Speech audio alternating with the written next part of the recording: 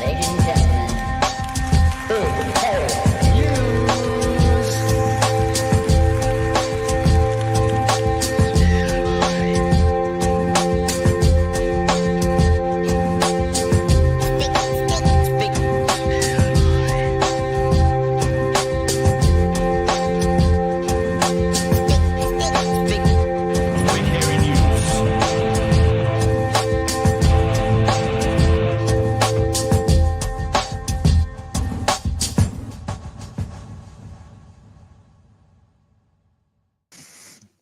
Hey, kia ora koutou e te whānau. Welcome back to another episode of Big Hairy News. Hope you're all right. As you know, I co-host with a ginger, but the ginger's not normally sleeping in a dog.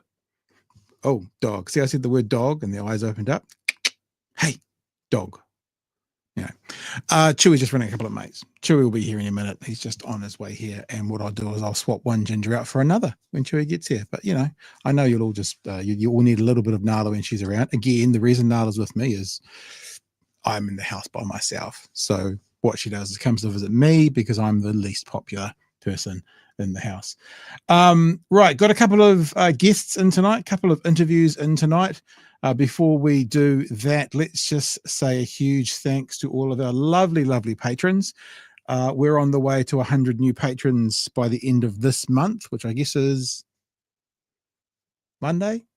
And we're at about 95, 96. If you're interested in being a part of what we do, remember, we do say very clearly, we say if you can do a cup of coffee a month or something, that's cool. We don't want people to stretch themselves. It's very clear for us that we'd rather have someone with us on a small amount than someone who thinks they can afford something and then has to drop out, because what we do is we use our Patreon and our patrons to think about what's happening next month and the month after and the month after. We can't always guess what's happening with the merch, but with the patrons we can. So when we start talking about going back to Waitangi, we look at the patrons and we see how we're going to afford this. How can we do this? So if you want to be a part of us, patreon.com/Big Hairy News. If you're interested in any of the merch, well, the store is open. It's all there. We've got the Chewy Fufu and the Nikki No Boats are there. We've got Pat and Chewy on BHN. We've got the buffer gear still there as well. And we've got the new one, the Tax Work Less, Tax Wealth More hoodies and t-shirts. Got some new t-shirts coming out next week. I'll give you a little hint. We are the Grassroots. You guys have seen the stickers. And if you are someone who buys a t-shirt or a hoodie this week, we're going to throw in some free Tax Work Less, Tax Wealth More stickers, and We Are the Grassroots stickers, which will also be available from next week officially. Cool. I think that's about it for the notices for the show. As I said, Chewy will be along shortly. But if you are a fan of the ticking talk, if you're on the app with that, you can scroll for hours. Trust me, I know. But actually an app now, which more and more I'm finding interesting news stories on, because I'm getting tagged in lots of things. And I'm not quite sure how I came across this first guest. Nala, go away. I'm not sure how I came across this first guest, but popped up on my TikTok feed, or someone tagged me in, a lawyer doing some really good work around school lunches at the moment. It is Tania Waikato, and Tanya joins us now. Good evening. Kia ora. Kia ora. Thank you for being a part of us tonight. How are you? Yeah, not too bad. Been a busy day. Been a busy couple of days, actually. Right. Hey, I thought what we might do is we might have a look at your TikTok. For people who know who you are, they may recognize the TikTok first before the live speaking person. And we might play one of your TikToks and then speak to this thing you're working on at the moment, this petition you've got going before the government, and then a couple of other things as well. So you are keen to get involved in sorting out school lunches. Here is one of your later TikToks, and this is the kind of messaging and the way you're messaging to New Zealand. Tēnā no tātou katoa, nau mai hoki mai ki tēnei ho take e pāna ki te school lunches debacle, the clapback edition. So apparently Minister Kieran has taken offence at the petition that I have started to try and get the government to cancel the school lunches contract. And today she posted on her Facebook to her 3,000 odd followers some race baiting comments. I was going to say, you got the odd part right. I thought that was I don't know if that was on purpose, but the 3,000 odd followers, I thought, if nothing else, that's correct. It's on the money, right? It's on the Naming money. me and posting the story from Radio New Zealand about the petition. So I'm not going to bother telling you what she said. You can go read it for yourself if you want to, but I am going to read out the response that I am going to post on the minister's Facebook post. Thank you very much. I'll tell you what, though, because we're going to talk about that. So let's not necessarily play your response there to then talk about your response here. But before we get, so there you are on TikTok. If people want to follow you, they can just look up Tania Waikato Lawyer and find you on TikTok. How about, first of all, why don't you tell us about your journey to getting involved with trying to help with the debacle New Zealand knows as Compass provided school lunches? Yeah, sure. So for me personally, I actually have clients who were previously undertaking the school lunch program and doing an amazing job of that. And when the Compass group came in and took over the contracts, I was involved in some of the negotiations with them around the takeover of those contracts. And I can't really say too much about that. But what I can say is that I was highly unimpressed with the professionalism and with just the way that was undertaken by the Compass group, to the point where I was actually considering making a complaint about the way that they undertook that takeover and the way that they treated the workers that were involved in that takeover. So that was my sort of initial introduction to, what's going on here. And then once they took over, of course, like everyone else in New Zealand, I started seeing these stories about not just the lack of quality that was coming out of the new provider, but all of the issues in terms of the dangerous level of heat that they were being delivered at. I started getting messages from my followers and concerned parents, teachers, and like my own whānau members who were part of the providers where I come from, saying, we've got kids going hungry and we want to feed them, but we can't. And for me, I grew up and, I didn't come from a wealthy background. I know what it's like to be hungry as a child through no fault of your own, and to have parents that struggle. And so the idea of us having vulnerable children through no fault of their own going hungry because of a contractor's incompetence, which is what it is. It's just absolute incompetence, and that incompetence not being held to account. I couldn't not do something about it. So I thought about it for a little while. I did an OIA request, and I got some of my followers to do OIA requests as well. But then I thought, no, you know what, this is too much. It's gone too far. I'm going to start a petition, and we'll just see what happens. So, obviously, without breaking any kind of confidentiality rules that as a lawyer you need to abide by, is what you're saying that the previous provider had a contract that they needed to be exited from so Compass could take over? Yeah, essentially. And that happened with basically all of the providers that Compass took over from. And to see where they were compared to where they are now, and the government's reasoning for taking the contract off the old providers, which was essentially to cut cost. And the fact that they tendered for it at $3 a lunch, and then they couldn't even deliver at $3 a lunch, then went back to the government and asked for more money. In the private sector, that contract would have been cancelled all day long. It would have been cancelled months ago, and there would have probably been a prosecution. They would have sued them for damages because of all the numerous failings, and they're not small failings. Do you know what I mean? Like, this government's trying to minimise it and say, oh, we're delivering on time now, and we're ironing out the kinks, and they're trying to minimise the absolutely dismal failures in this contractor because they're trying to protect them. And they're trying to protect them because it was a sweetheart deal that, the minister made with his mates. Yeah, and they're trying to use terminology which hides the truth, like we're 97% on time, and you work it out and go, that means 13,000 kids are missing out. So they're using language like that as well. I'm also intrigued because we're talking about contract stuff, and this is more of a, I guess, opinion-based question, if you've got any thoughts, is the original contract with Compass would have said $3 a meal. And then Well, they went back and they went 384. And then they went back and the government saying, well, we need to give this school another $20,000 for the cleanup. So actually, who did we have on? I can't remember who we had on, but they said it's going to be these are $5 to $6 meals. They're not $3 meals. So basically they are what they were, and what they were was a better product. oh, absolutely. And that's part of the reason why we did an OIA request to them, because we want those numbers, because they're fudging it, and they're fudging it deliberately. And it's just political rhetoric. It's the same old. Let's just bury people in percentages, and let's hide the actual cost in speaking about, oh, it's 97%. That sounds like a good number. Let's tell them that, 97% are being delivered. That sounds good, right? But Yeah. I'm a lawyer, but I can do maths as well. It's not that hard.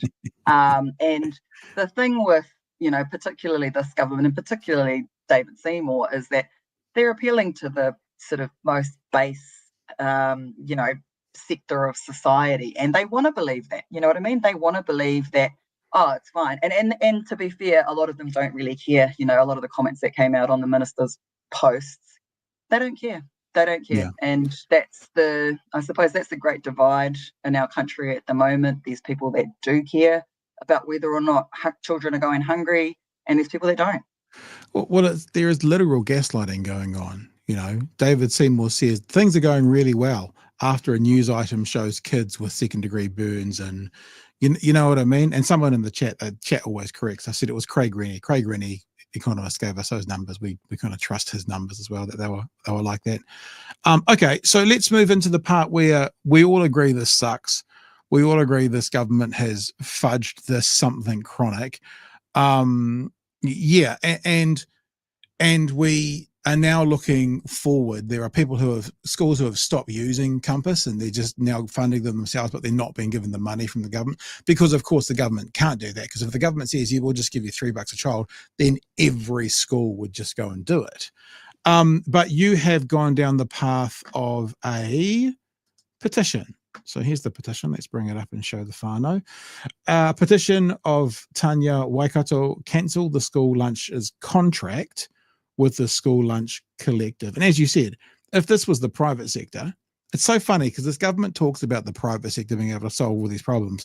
But if this was in the private sector, this would have been cancelled at week 3. But they can't do that, because if they do that, they admit they were wrong. If they admit they were wrong, that says Labor was right, and they can't do that. So that's not going to happen. So tell us about your petition.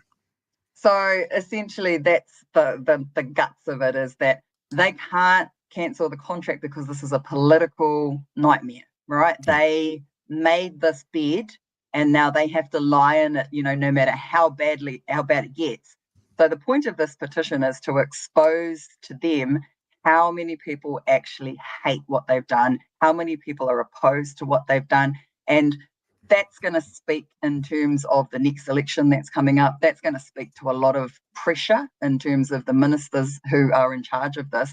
And in particular, the sort of what we've already seen as cracks between the Associate Minister and the Minister for Education. There was quite a bit of back and forth between David Seymour and the Minister about this, and about when certain things were known about when Labelle went under, and who knew what when. So those cracks are already there. So in terms of, what are we trying to achieve with this? Well, number one, I'm trying to give people an opportunity to put their opinion across in a way that, they can actually feel like they're doing something. Because one of the things that keeps coming up in all of the comments and all of the messages that I get is that people are just feeling powerless right now, with all of the stuff that's going on with this ridiculous government. They feel like they don't have a voice. They feel like there's nothing they can do. And what I wanted to demonstrate, and what I want people to know, is that you can actually do something. You can have a voice. Is it going to achieve an outcome? Who knows? But if we get enough people and we get enough groundswell behind this, it's really hard to ignore. If we're at 5,000, yeah, you can ignore it. But if we get this to 100,000, all of a sudden this becomes a very different conversation. If we get this to 500,000, it becomes an even more different conversation. So I'm trying to, I guess, educate people a little bit in terms of how do you demand better from your politicians? So 2 months to go. I've just put the link into the chats for all the places that we're watching right now. 5,572 signatures so far. Good little bump from last night. No, there you go. And all, do you? I know you've just said 5,000, 100,000, 500. Do you have a target? Like, are you keen to get to a number? I would You love want a $1 million, million? over $1 million. Yeah, I'm that girl. You know what I mean? Like, I don't do things by halves. And for me, they will not listen if we don't get more than 100,000. They'll just fob it off and they'll just say, you're just another, you know, whatever. You know, they'll come for me. They've already started. And I care very little about what politicians say. But what I do care about is our people are screaming out. And when I say our people, I don't mean just Māori. I mean every person who's being persecuted by this government, who is basically the entire working class, anyone who's not a bloody millionaire. That's what I mean when I say our people. And for me, I think in New Zealand, we've had it good for quite a long time in terms of the levels of corruption and whatnot that we've had. We've been the number one most least corrupt country for a very long time.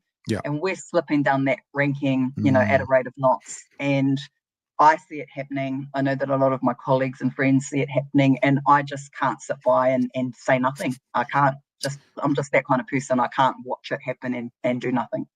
So as we're talking, signed, yeah, boy, signed, love that. signed, Thank you, chat. signed, signed,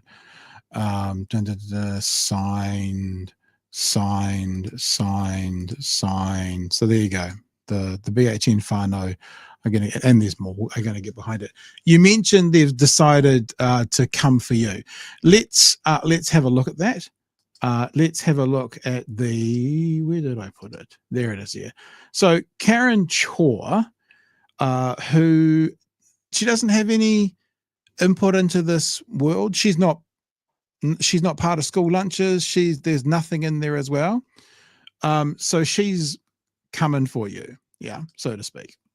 Yep. So a lawyer has a petition calling for the government to cancel a school lunch provider's contract. I love it when they give you kind of half the information, because obviously you're saying that so it can be replaced with that part's not there, which is something actually I should have asked you. In fact, we'll put this back and I'll ask you this first. If you get what you want to go, where you want to go with this petition, many, I don't know, of these companies and groups that were providing lunches are no longer there. They've gone bankrupt, they've gone.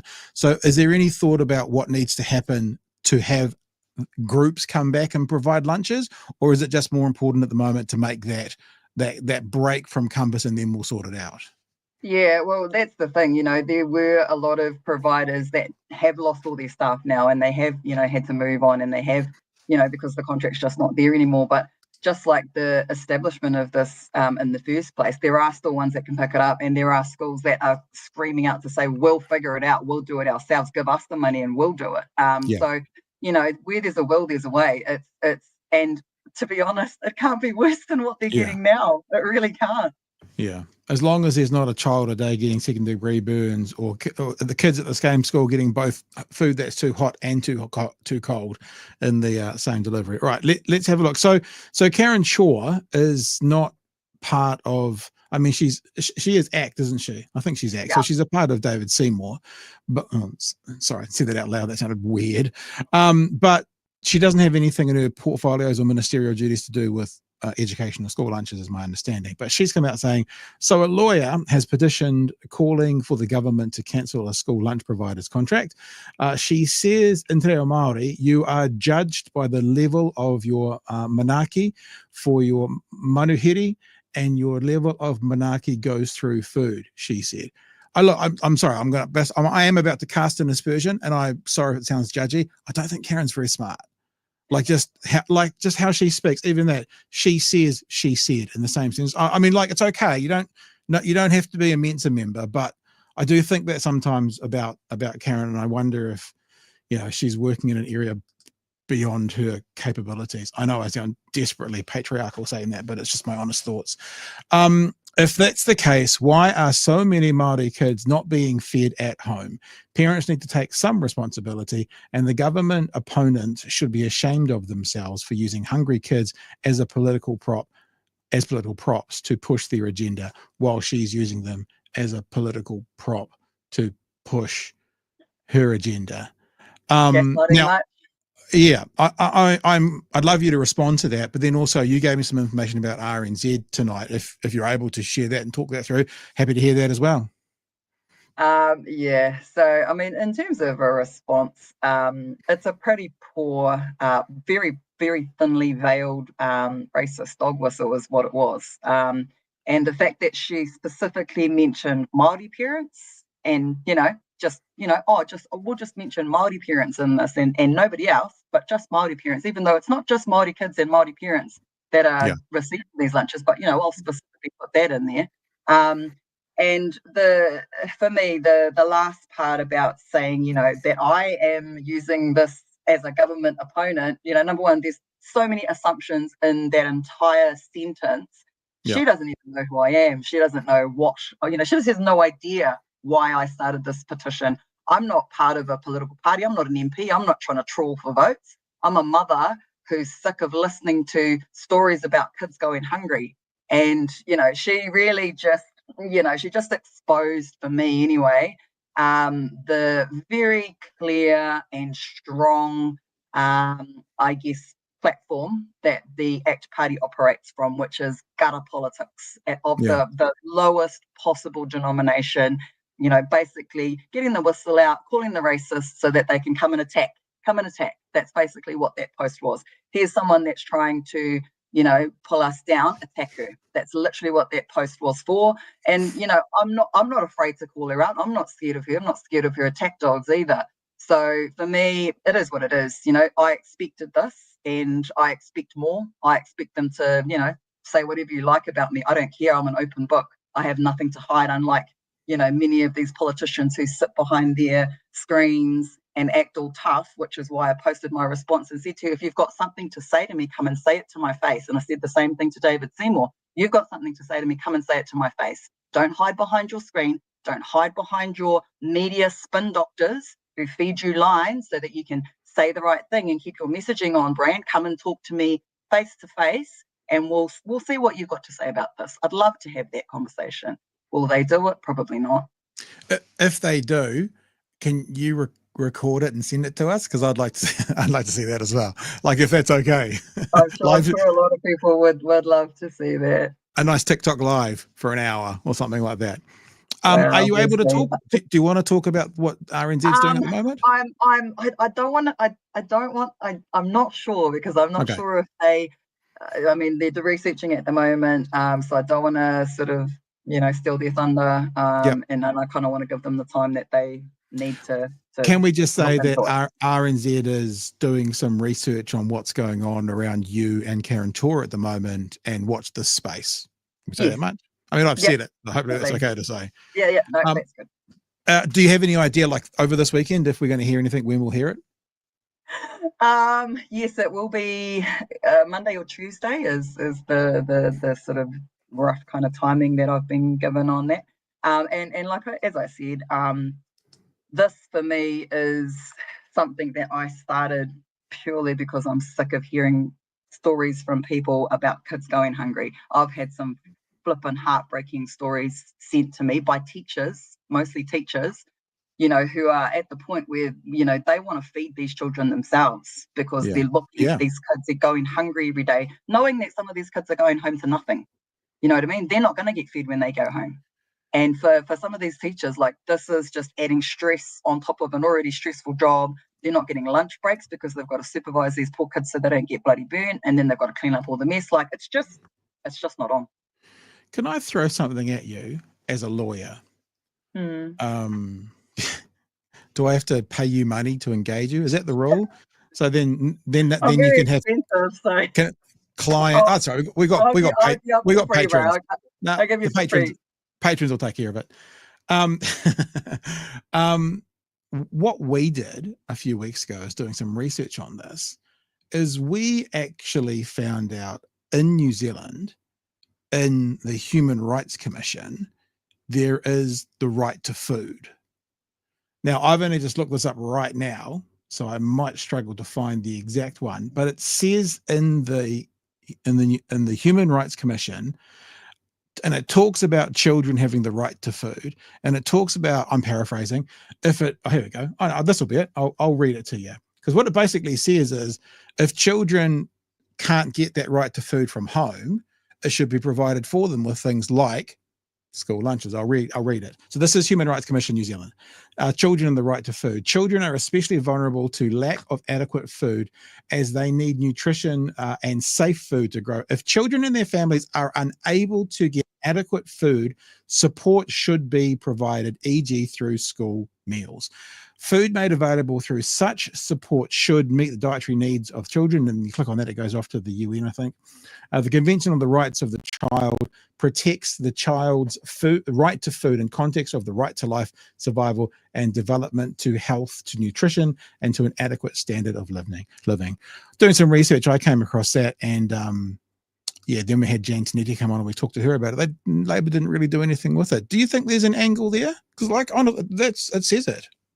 Yeah, well, this is I suppose, the issue with all of these international instruments. So the Convention on the Rights of the Child, United Nations Declaration on the Rights of Indigenous People is in the same kind of category. All of these international treaties that New Zealand is a party to, yes, they do have obligations under those treaties to try and comply with what's in them, including what you've just brought up, which is a right to food.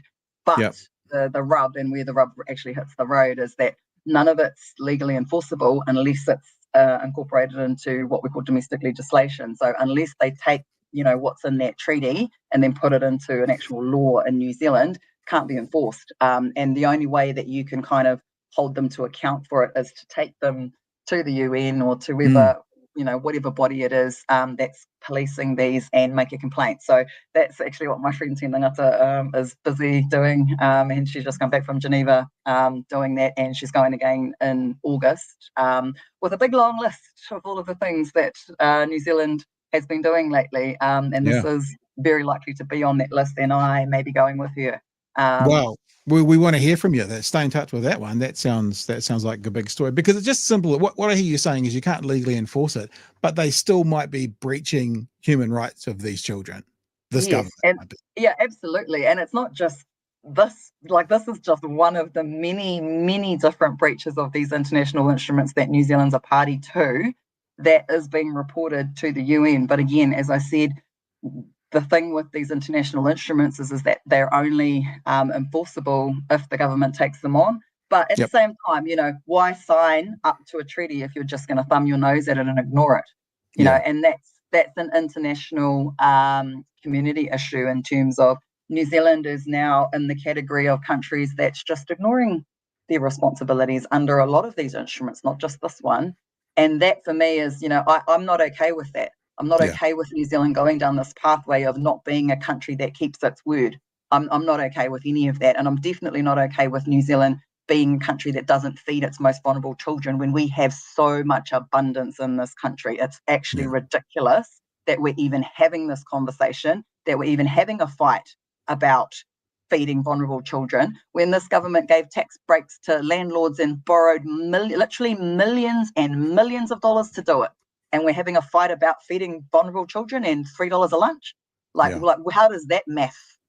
Doesn't math in my world. Very good. All right, Tanya, always like to leave the last word to the guest. Anything you want to leave us with? Please sign the petition. Please share it on your social media. Be that person, find 5 people to sign the petition, because this really is, the opportunity that we have to stick it to these politicians and get as many signed up as we possibly can. Oh, that's good. That's going quite well. So if anyone out there hasn't signed, please sign, please share it on your own social media, and really appreciate all of you. And thank you so much for having me on. Really appreciate that as well. Definitely want to stay in touch. Definitely want to hear about what's happening with either you or your friend, or you and your friend to Geneva. That sounds like it's a really interesting thing to carry through. Thank you for what you're doing. And we'll let you go. Appreciate your time. All right. Ka kite, All right. pumari. All the best, Tanya. I heard a little beep in my corner, and I think we have a Chewy. Good. Oh, Chewy. Oh. Hello, sir. Only messing. Look, we're twinsies. Oh, we are too. Both of them are Palestinian doctors. Both of them. Hey, man, you're right. Sorry, I'm late. It's fine. Incredibly disorganized tonight. So we weren't doing anything. We were just sitting here waiting for you. Nothing's happened. No, yeah, just shooting the shit. Nothing important. Good. Look, good. Lovely. We will catch up shortly because we've got another guest to go and talk to. So you can just we'll catch up. We'll catch up in a minute. Nice. We'll catch up in a minute. No, you can stay. You can stay. We'll catch up in a minute. Because we've got another guest coming on now. We want to talk again around the Tamatha Paul situation we talked about last night, the non-situation, but that came up last night because it's up in the news again today. And we have with us from Kickback, Aaron Hendry joining us. Aaron, kia ora. Good evening, sir. Kia ora, how you doing? Yeah, good, man. How are you?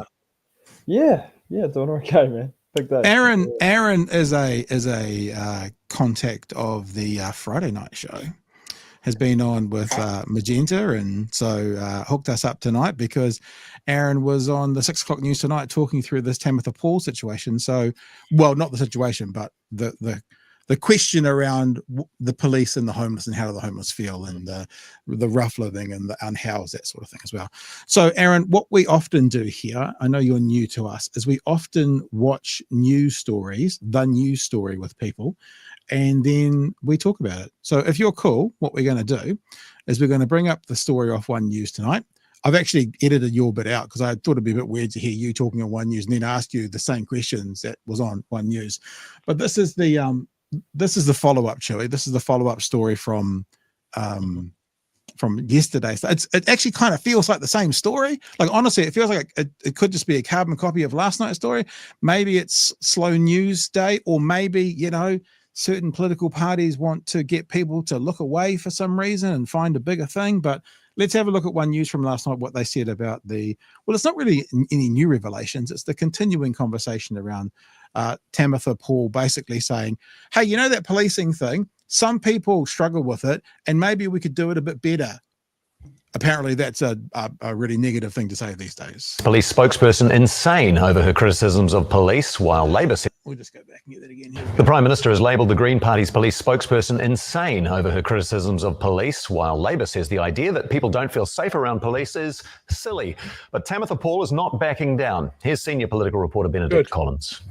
The police have been ramping up foot patrols across the country. Businesses in the capital are feeling the difference. Knowing there's police nearby, knowing they'll be able to respond quicker, it gives you comfort. It's also a deterrent for people that are looking at offending. The Greens police spokesperson has been mocked for suggesting those foot patrols don't make the public feel safer. I think what she said was silly. I just hope by the time she's 30, she's grown up and far more responsible. Oh, she can say what she likes, but she's totally insane. The even that accusation of being totally insane. It's like that was, you can say something like last night. I think that Christopher Hipkins, I think unwisely, said it was a stupid idea. But I was saying technically he wasn't calling her, whereas the Prime Minister actually calling her insane is something else altogether. It's something else altogether.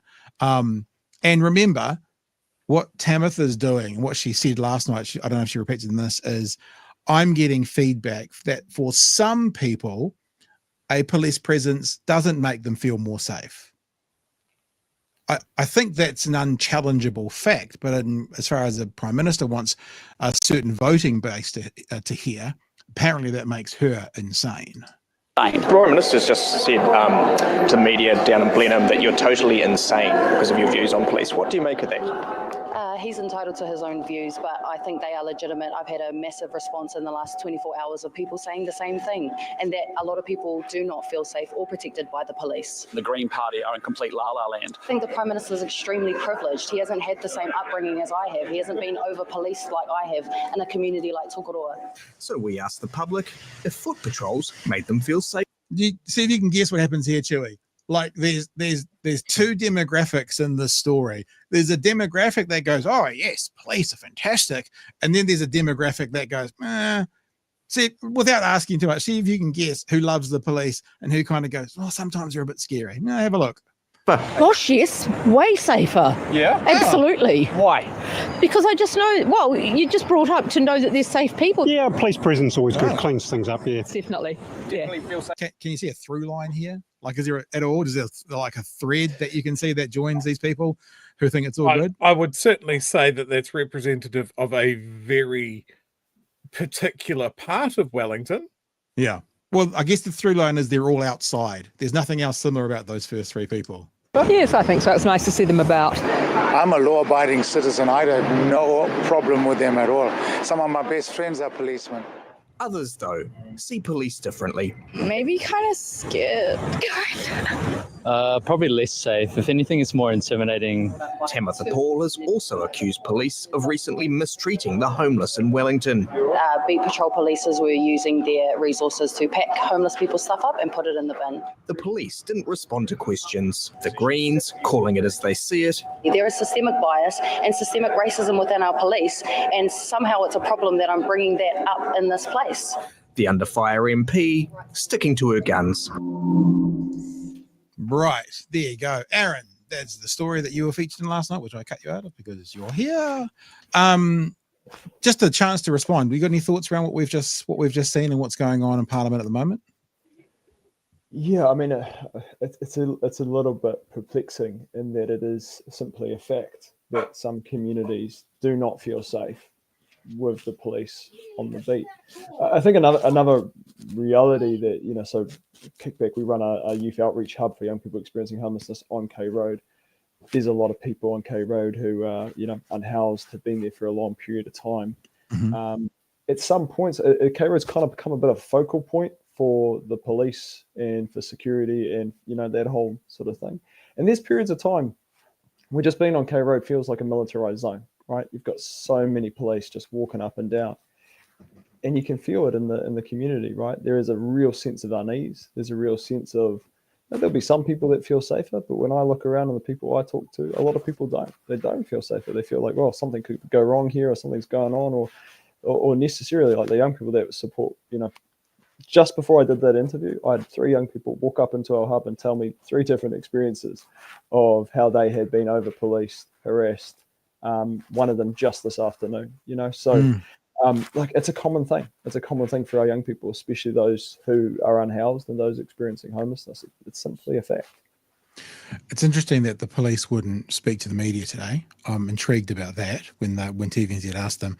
But the second thing is, in yesterday's report, the accusation or the claim was that the police are removing the unhoused, the homeless people's possessions and throwing them in the bin. And when I think TVNZ asked about that, the police told them, well, it's a Wellington City Council instruction. So there's actually no denial of any of these actions that I've heard. And Tamatha Paul is going, this is happening and these people don't feel cool about it. And that's blown up into, she's insane. Yeah, the Greens are for anarchy, yada, yada, yada. Yeah, go Aaron, respond.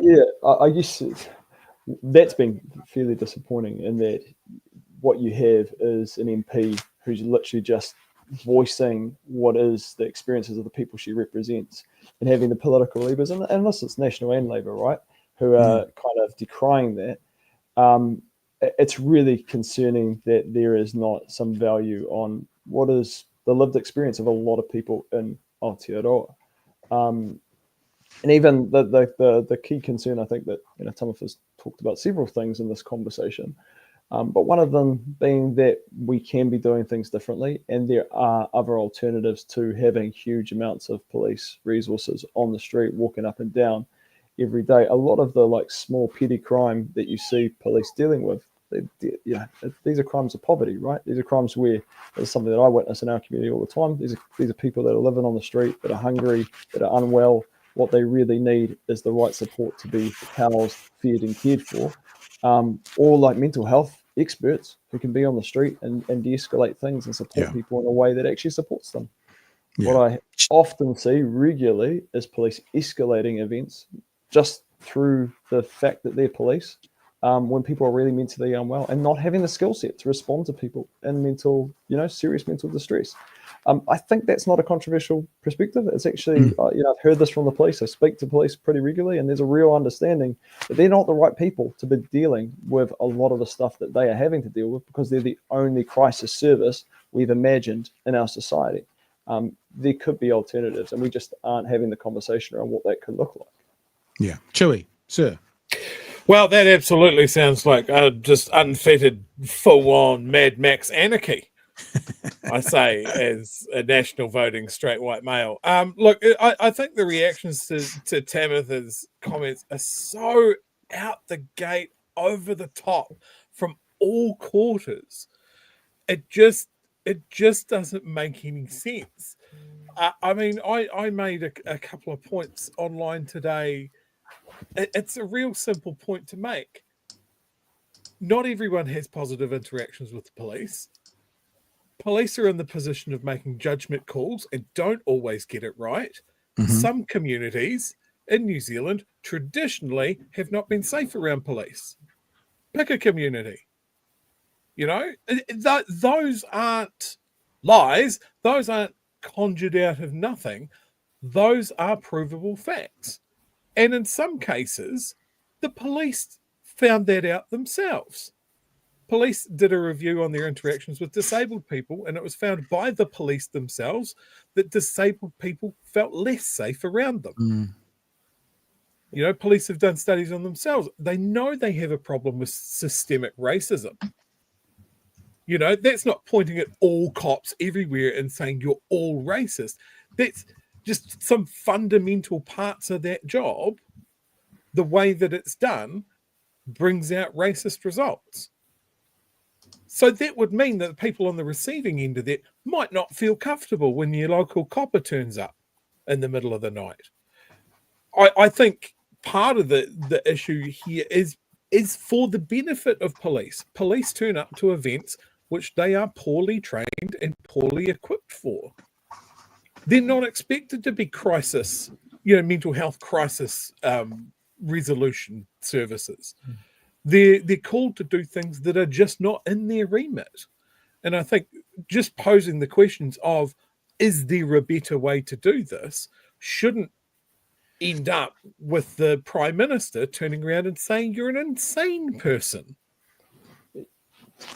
And there's also a question around actually what are the police doing, right? So one thing I know, and I think Tim has alluded to this maybe in Wellington as well, is we witness a lot, and we talk to the police, they've told us that this is what they're doing, is going around at the end of the day and doing bail checks on unhoused people, right? Often, this is actually something that if you had a social worker or a youth worker or someone that could connect with people, could be done with very little stress or strain. Not people that are hiding. They know that they need to go to the court. They're trying to get that stuff sorted. Often, again, the reason they're in front of the court is because of crimes of poverty. They stole some bread or whatever. Sometimes it's more complex than that, whatever it is. They just don't know they missed a court date because they, don't have a mailbox. They don't have a mailbox. They don't know what day it is. They don't know where they're meant to be. They forget about these things. It can be dealt with really simply. And I definitely have dealt with several situations with people where things have escalated. You've got this big thing happening on the street. You've got huge police resources, 8 or so cops on the street, one young person. If, someone like my team, one of my team just knew that he needed to be there at the right place at the right time, we would have made it happen. No issues. You think about the money and the resources going into those 8 professionals who are not somewhere else. There's a huge suck on resources. So what are we actually doing? And is this the best use of taxpayer money if we're going to talk through that language? And is there better ways? And actually, if you train the right people and have the right services in the right places, can we do a better job to actually create, a community where people can thrive and be looked after? Chewy, just to go back to what you said, I'm not sure if this is the exact report, but to bring this up, right? The idea of the evidence that there is that people see it as less safe. Communities most at risk see police as threat report finds. I'll read you just a couple of sentences. Police systems, processes, and cumulative experiences are still getting in the way of fair and equitable policing, according to a new report. An independent panel has been researching police engagement with Māori, Pacifica, disabled people, and rainbow communities. The 85-page report is the second from the Understanding Policing Delivery panel. The first, released in August, relied on existing police data and found Māori men were more likely to be stopped, tasered, and prosecuted by police due to bias and structural racism. Okay, so, and I know I say this a lot, Whānau, and I know that this might get a bit old for me, but I'll say it to you, both of you guys, and see what you think. Why have we not had the media say to Christopher Luxon, so, Mr. Luxon, do you accept that some in the community feel less safe when more police are around? Because if he says anything other than, yeah, I accept that, he's lying. And as soon as he goes, yeah, I accept that, then it's like, well, what the fuck are we talking about? That's the point Tamatha made. Aaron? Yeah, I mean, that again, it's so simple. You know, it's just reality that some people do not, you know, they've had different experiences. I think in terms of the politicians and why, you know, from all different parties, we've seen this decrying of her and the Greens, is if you want to know who these political leaders believe they're representing and who they believe they don't have to worry about, look at how they're responding to this. You know, the way they are treating Tamatha right now and her views is actually disregarding and, you know, basically throwing mud on a whole community of people that have this experience, right? Like, I think about the young people that we're spending every day with, that I spent time with today. Basically, the message is that, you know, these political parties, they don't care about you. They don't care about your experience. They don't care about what's going on for you. The police aren't actually there for you. They're there for, you know, another group of people that we represent. If the police are meant to be there for everyone, then you got to have to wrestle with this and actually ask, well, why is it that a huge community of people feel unsafe, harassed, intimidated, and abused by this institution? It's not saying that all police officers are terrible people, but right there we have evidence to show that there are issues here and they need to be addressed. Yeah. Anything to wrap, Chewy? Yeah, look, I just jumping on that. Like, you do not have to look very far for examples where the police have been on the wrong side of justice. Yeah. You know, you can look at the Uruwera raids. You can look at how they treated the LGBTQ community for a big chunk of this last century. You know, there have been improvements made, and part of that is identifying that there is a problem. You know, they've made big strides to diversify the police force and have people with different experiences and different cultural backgrounds. That all adds to improvements. But it's not perfect. And I'd be suspicious if anybody was turning around and going, the cops are perfect. There is no room to improve. So by that token, I don't think, once again, to hammer the nail in, that the things that Tamatha are talking about are crazy, are the rantings of an insane person.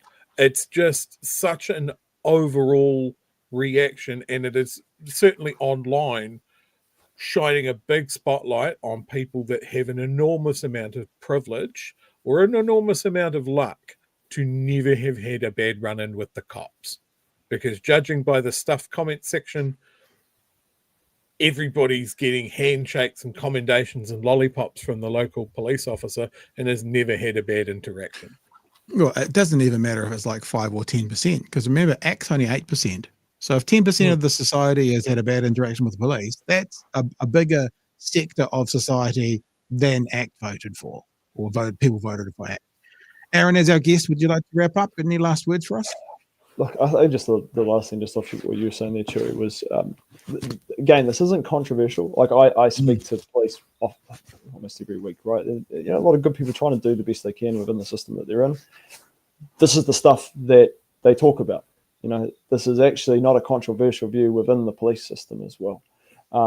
So, again, we've got to ask ourselves, why is there this reaction from our politicians, and what is it really about? It's a key question that I have. I think the best thing that could happen now is the fucking police could come out and go, we understand what Tamatha's saying. That we know, our research has shown that there is a sector of society that feels less safe around us than if we weren't there. And we have to work to change that because we want to be here for all New Zealanders. I mean, put to bed. But do we have much faith in that? I don't know. Yeah. I don't know. All right. I think there's a couple of things I just want to chuck on the end there as well. Kind of a side issue, but contrasting Christopher Luxon's comments in that news report with how Tamatha fielded those questions. There were two people in there. I saw one politician. And that was Tamatha. She had acres more class in fielding basically venom-filled attacks. And I want to commend you for that. That was impressive. I don't think I would have been able to do it in the same situation. I'd be challenging Luxon to a fist fight in the forecourt. Yeah, because I mean, if Tamatha was going to say the same sort of thing, she might have made some kind of comment about his bald head or his increasing girth month by month. But she just went, he's entitled to his opinion. So you're right, Chewy. She had the class there. Aaron, I'm sorry, I keep doing this to you, but the thoughts come into my tiny little walnut brain, and it's too important to let go. Why is it that when a Green MP tells people about their lived experience, they get dogpiled? Yeah, true. Like, we see it time and time again. It's always a female brown Green MP telling truths. Like, yes, I double dipped on benefits because I was a student and a solo mum. Hounded out of Parliament. You know, there is a through line here of what happens when someone says something that is not of very much the mainstream middle New Zealand experience. And instead of hounding those people out of Parliament, maybe we need to listen to them, because that's the whole reason they're there. Aaron, before we head off, do you want to tell us a bit about Kickback? We haven't really talked about it. This, you guys here, Kickback? Yeah, that's us. So Kickback, we're a social justice youth development organisation. We're focused on responding to youth homelessness. So when we do a range of things, one of our main services right now is called the Front Door. So it's a service, but kind of based on K Road. It's a drop-in space for young people who are experiencing homelessness, and really we provide advocacy support. We work to ensure that young people get access to healthcare, to emergency housing, to housing, food, clothing, just doing what we can to ensure that young people are able to navigate through the system and hopefully prevent them from experiencing homelessness and ensure they get housed as quickly as possible. And is this the best place to find you on Facebook? You got a website and stuff as well?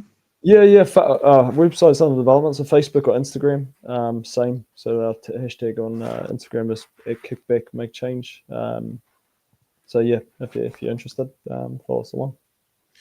Well, thanks so much for being a part of the show tonight. We really appreciate your input, and I'd love to have you back, and I'd love to talk more to you about some of these issues. So appreciate your time. Cheers, mate. All the best. Cheers. There we go, Aaron Hendry. Now, look, I know, Fano, we haven't got to your chats and super chats because we had guests back to back, so I apologise. We'll go through them now, and thank you very much for your super chats. We appreciate it, but we're going to look at both stories together because I didn't want to leave Aaron waiting any longer than he had to. Peter says, please ask Hipkins what the fuck next time he's on. Yeah, absolutely. Gold says, Tamatha needs to own the insults. They're right. It is insane. It is stupid. It's also true. Dreadnought. When all you've got is a hammer, everything looks like a nail. It's funny, I was thinking when we talked about this same topic yesterday, Chewy, that popped into my head as well, but I didn't say it. So yeah, I'm picking up what you're throwing down. The Falconer, when police are trained to look for crime activity, everyone is a criminal suspect. When trained to fear for their lives, everyone is a threat. Arvid says police protect property, not people. Yeah, I was thinking as they were talking about who are they policing for, and all I had was a picture in my head of the street and the shop owners and homeless people or living rough people, and where the attention for help would go to by a police officer more likely than not.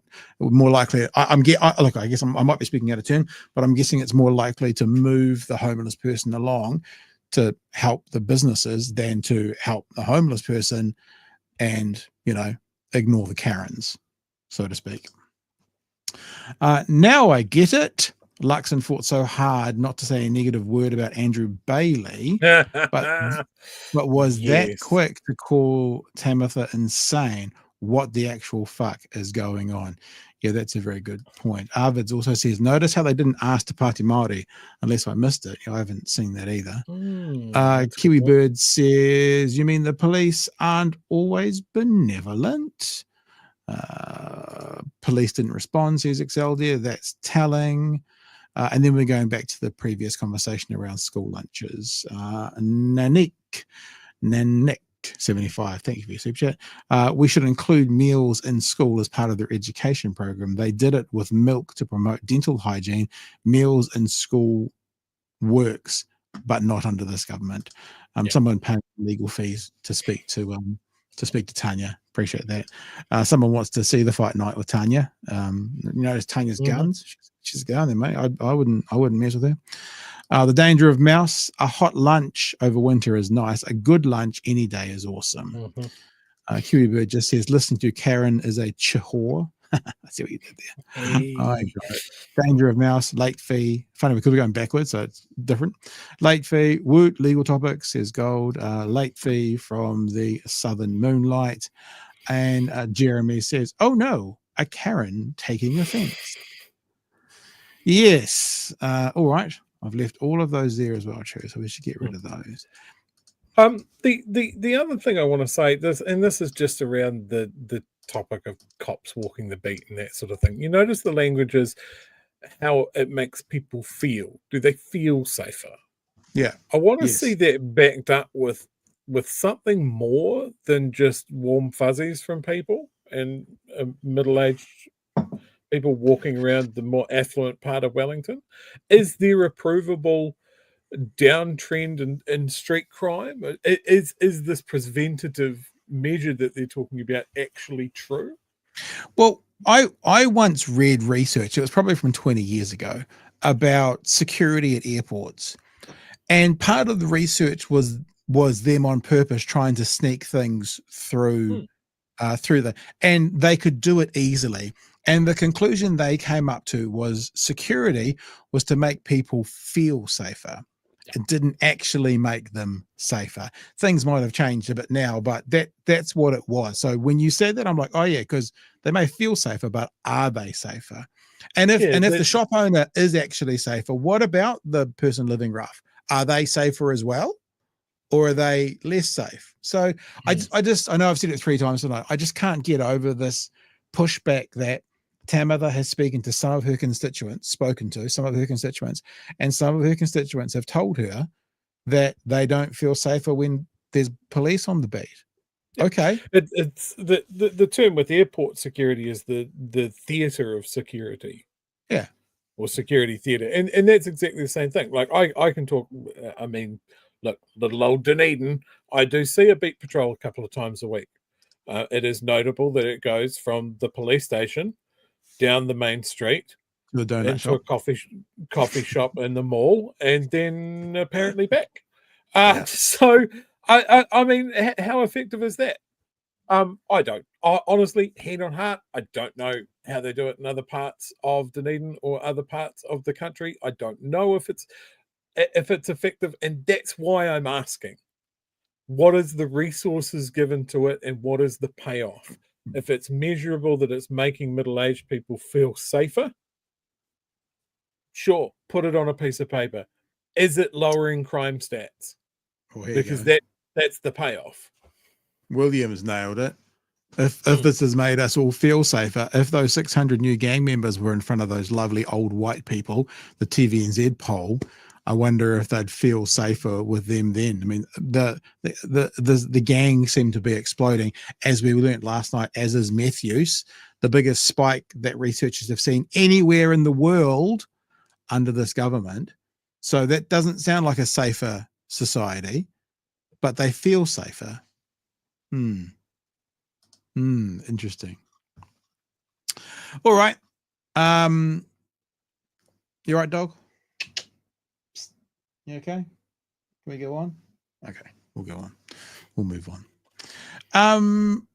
Bit of a kind of relaxed story now. It's the Bish and Kieran. What? It's Kieran and the Bish. Well, after what we've just talked about, I'm not going to say it's a downer, but this will feel a bit more kind of low key. It's politicians talking about infrastructure, but there's something that I really wanted to infrastructure. something I really wanted to put out there, because I only really learned about it watching breakfast this morning, that under Labor, the RMA was deemed not fit for purpose. So they changed it. And then National came in and cancelled the changes that Labor had made. And then they realised that what they had left in the RMA was not fit for purpose. So now they are fast tracking changes to the RMA again. It feels a bit bizarre. And Kieran and the Bish were on breakfast this morning having a bit of a talk about that whole thing. And let's have a listen. How do we sum up this government's new approach? Build, baby, build? Well, that's the aim. We've made it very hard in this country to actually get stuff done and build things. It's too hard to build houses, too hard to build energy, too hard to build roads. It's funny how it's too hard to build houses, but was there 12,000 state houses built under Labor in the last year? Was it 7,000? What was the number? So apparently it was too hard to build houses, but literally hundreds and hundreds of them were getting built each month by the last Labor government. You guys have built how many? In 14 months? No, 18 months. Zero. Okay, zero. But they didn't find it hard to build houses. So I'm wondering what the Bish is talking about here. So we've got a pretty ambitious program of reform. Does pick up on some of the ideas that were being advanced by the last government. So I've written to Labor and the Greens and said, look, let's sit down and see where we can work together on this stuff. I'm genuine about that. I do want to try and build a stable. Well, Kieran's got a very interesting point here. And also, just a little teaser, the best line any politician has ever said ever comes up in the next clip. But the point that also comes out in this situation is bipartisanness sounds good, having a bipartisan agreement. But I guess Kieran's saying that what happens is the National Party want bipartisan rulings by going, here's what we want, sign it. That's how National sees the bipartisan agreement, where really there has to be give and take and negotiation. Set of laws which we can all get behind, because I think everyone acknowledges the RMA has failed. It's now about what we do to replace it. There's a lot of devil in the detail, and there's quite a lot of expertise on the opposition side from Rachel Brooking and Julianne Gentry as well, who've done quite a bit of time, spent quite a bit of time thinking about these things. I do want to work with them, try and get some good laws in place. Very happy to work with my mate up there in Auckland as well on that as well, because infrastructure is a big part of it as well. You'll be pleased to hear that, Kieran, but I think when he called me his mate. Your boss, Chris Hipkins, said the last time we extended the hand of bipartisanship with the National Party, they took a dump on it. That's not great, is it? Yeah, well, it's also fair. I mean, look, what do they mean by bipartisanship? Because in fairness to Bishop, he has tried now and again. His colleagues have not. And so the attitude has often been, if you agree with us, we'll work with you. That's not bipartisanship. And this is something that we have to work on. Let's not forget we did replace the RMA. It's not advancing, it was advanced.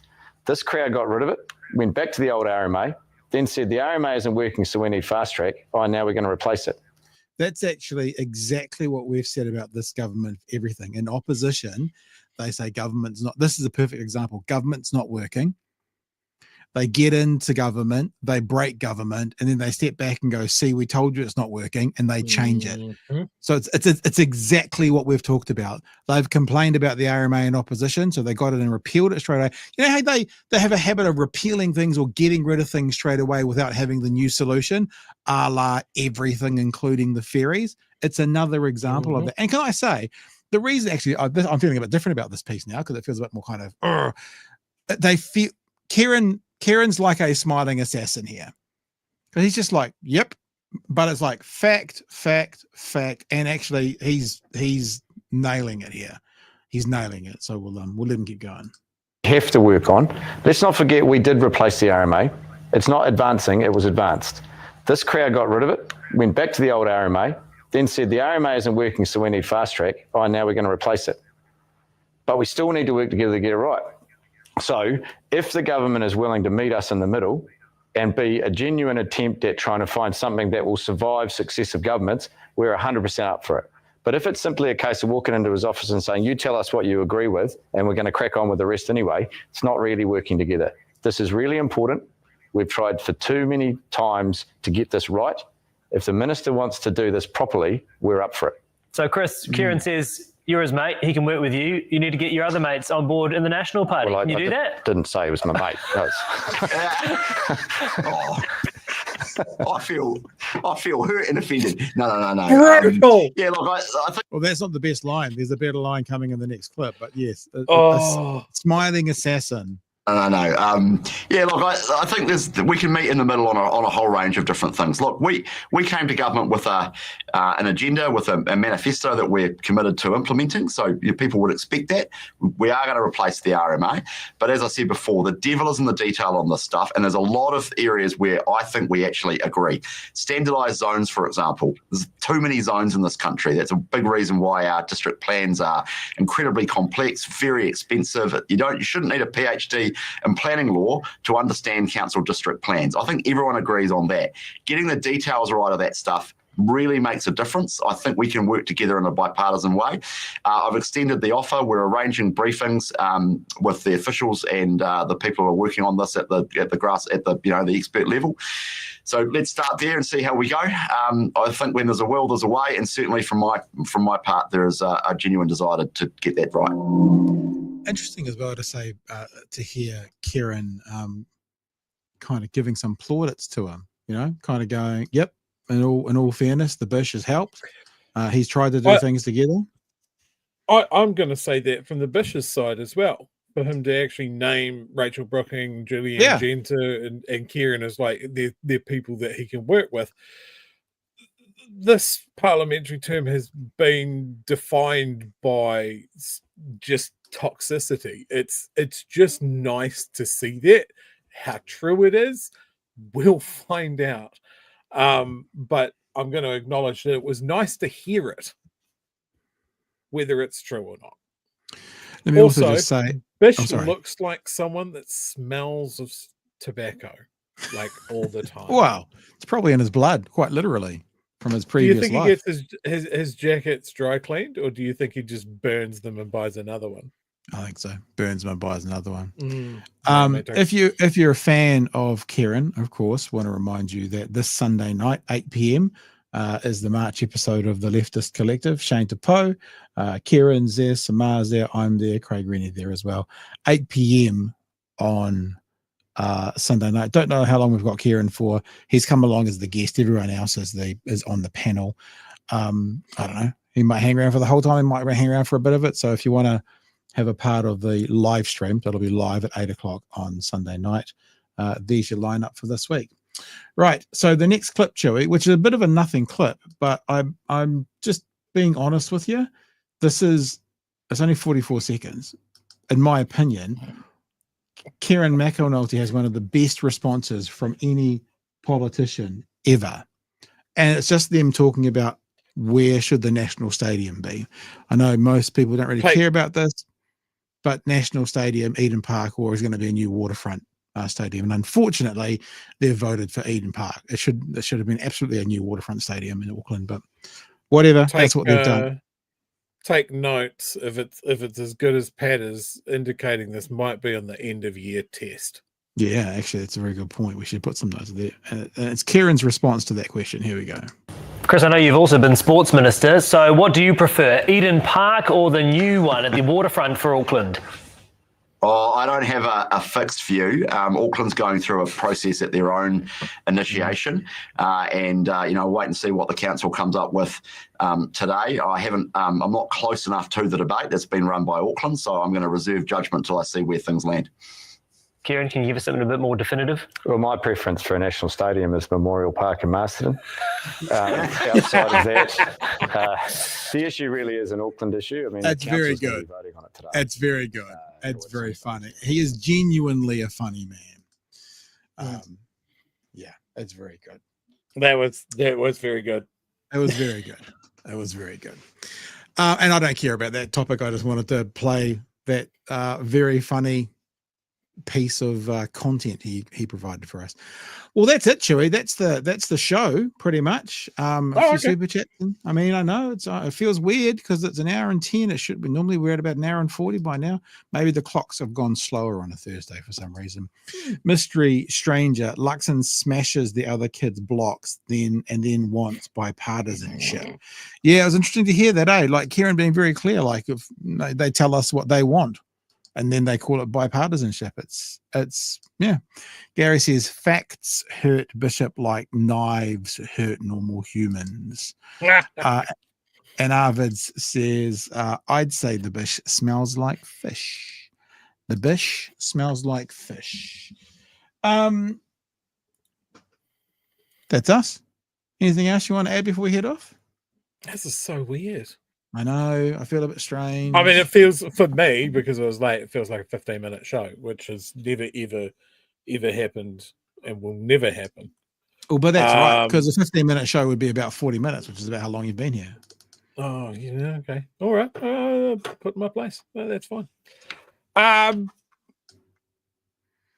all right. All right, then. I'm doing stuff. Just keep people entertained for a second. I'm doing stuff. Have I got control of the screen for a sec? I can give it to you. There you go. Give it to me, baby. I just want to show baby.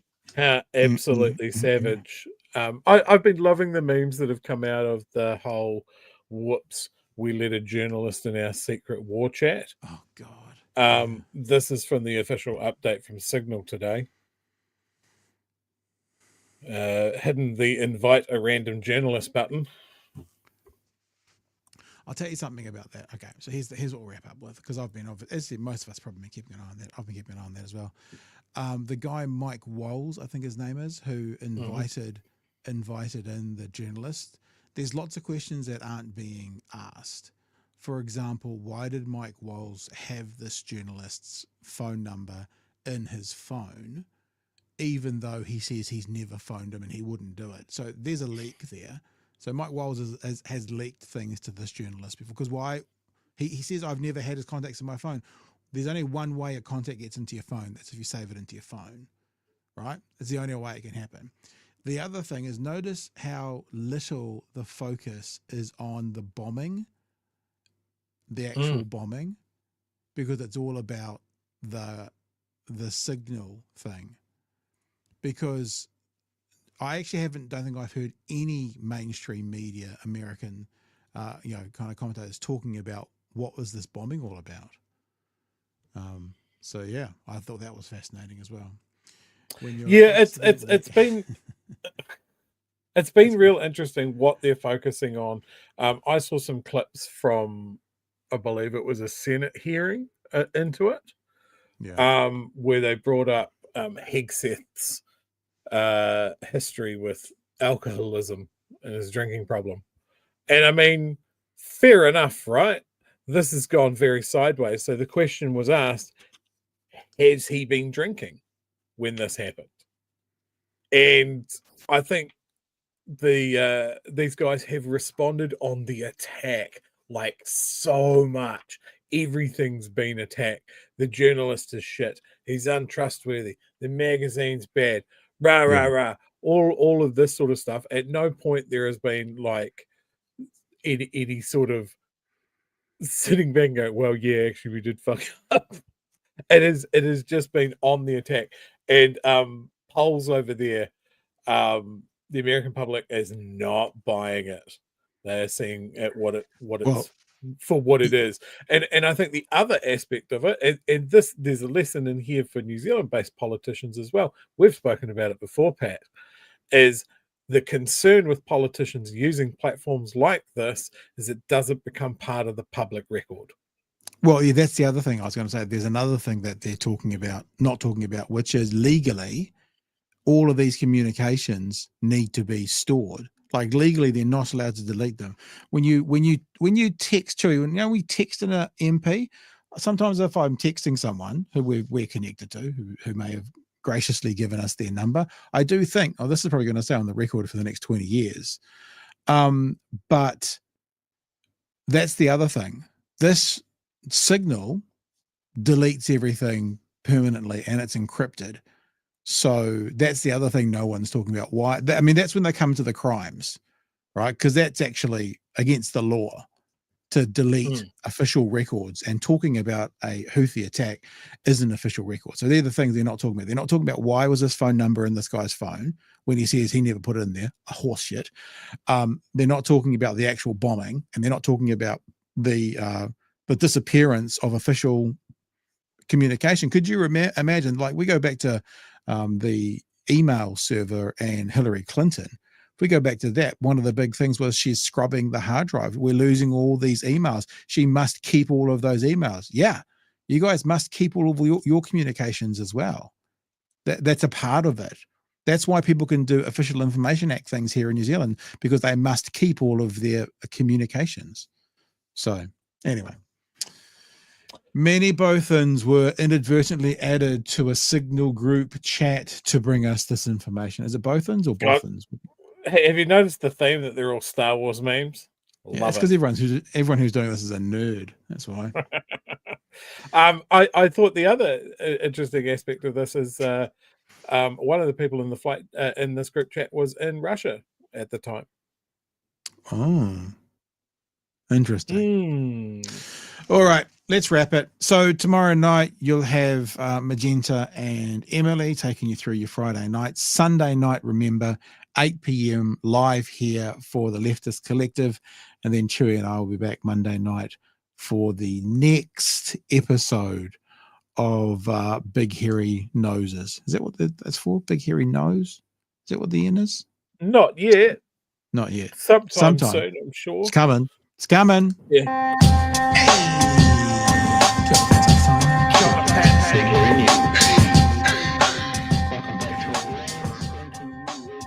Help us settle a debate, whether it be thoughtful or funny, even if we're all creatures of hate. It's a fine line that we're walking together. For better, push aside the temptation to berate. Let's take a note of the corners we stand in. As many points as the hairs on my chinny chin chin. When the news that we're watching is hairy, knowing all the things that we need to be wary of. Like the rich have the hand out for rewards, while the many have to work at what they can't afford. And the rest of us ain't paying attention, or maybe have questions we're too worried to mention. Other media. 8 p.m. Oh, I know. Kiwis in Australia. All right, fair enough. And the mice from the rats, and picking and choosing a war path to run, and linking ourselves with the hill to die on. It's gotta come down to a welcoming vibe, with an A in a self and a higher in mind. All have a lean either this way or that, and will be analyzed by what Chewy and Pat. With the evil in the world trying to mess with your head, and you're sitting on the couch, you're thinking chivalry's dead. Each night, 2 nights, they're gonna sing you to bed.